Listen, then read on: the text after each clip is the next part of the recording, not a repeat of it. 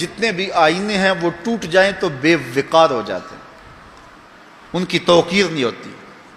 1,00,000 روپے کا فانوس آپ نے لٹکا دیا یہاں اور وہ گر گیا، ٹوٹا تو قیمت ہی نہیں بچی، لیکن دل ایسی کائنات ہے جتنا زیادہ ٹوٹے اتنی ہی قیمت بڑھتی ہے۔ تو بچا بچا کے نہ رکھ اسے، تیرا آئینہ ہے وہ آئینہ کہ شکستہ ہو تو عزیز تر ہے نگاہ آئینہ ساز۔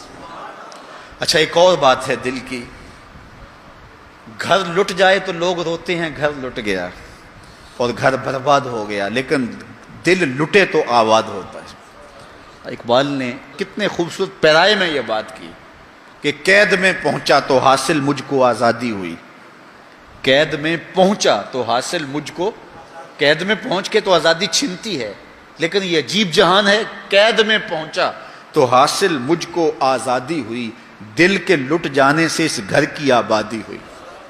تو یہ لٹتا ہے تو آباد ہوتا ہے، وہ دل ہی نہیں جو ابھی تک لٹا نہیں، جب دل لٹتا ہے تو آباد ہوتا ہے۔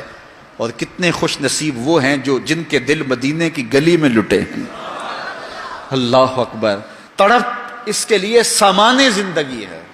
اللہ اکبر، مجھے بہت پرانی یاد آ گئی، میں ایک بزرگوں کے پاس گیا اور ان سے میں نے عرض کی حضور سکون قلب کے لیے دعا کیجئے، تو وہ فرمانے لگے کہ یہ تو تڑپتا ہی رہے تو اچھا ہے، اس کی تڑپ ہی زندگی ہے، اس کا تڑپنا اور بےتاب رہنا ہی زندگی ہے۔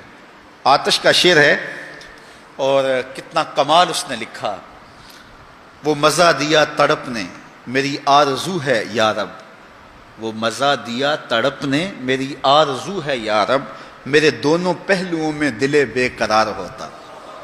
وہ کہتا ہے ایک پہلو میں دل ہے اور وہ تڑپتا ہے یاد محبوب میں، تو اتنا سرور آتا ہے کہ راتیں بیت جاتی ہیں۔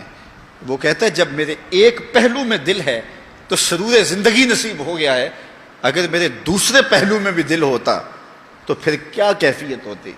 اور یہ دل جو ہے پل پل بدلتا رہتا ہے، گاہے خنداں گاہے گریاں، کبھی اداس ہوتا ہے، کبھی سرشار ہو جاتا ہے، کبھی غمگین ہو جاتا ہے، کبھی مسرتوں سے لبریز ہو جاتا ہے، کبھی یاس اور قنوط کی کیفیت میں چلا جاتا ہے، کبھی امید کی بہاریں آتی ہیں۔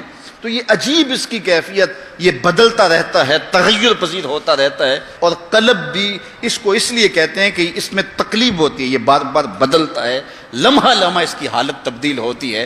تو یہ رب نے ایک عجیب کائنات بنائی ہے، عجیب رنگ بنایا ہے، اور یہ دل حضرت انسان کو دے کر کے اس نے اپنی محبتوں کا مرکز بنایا ہے۔ رب نہیں چاہتا کہ اس میں کوئی اور بھی بسے، وہ کہتا ہے یہ ڈیرا تو میں نے اپنے لیے بنایا ہے، اور بدبخت تو نے کسی اور کو بسا لیا یہاں، تو نے خواہشات نفس کو یہاں بٹھا لیا، تو نے شیطان کو جگہ دے دی، اس تخت پہ تو میں نے بیٹھنا تھا، یہ تو میرے لیے ہے، یہ تو میری محبتوں کی آماج گاہ ہے، یہ تو میرے جلووں کا مرکز ہے، تو میں نے یہاں نزول اپنی رحمتوں کا کرنا تھا، تو نے کس غیر کو بٹھا لیا۔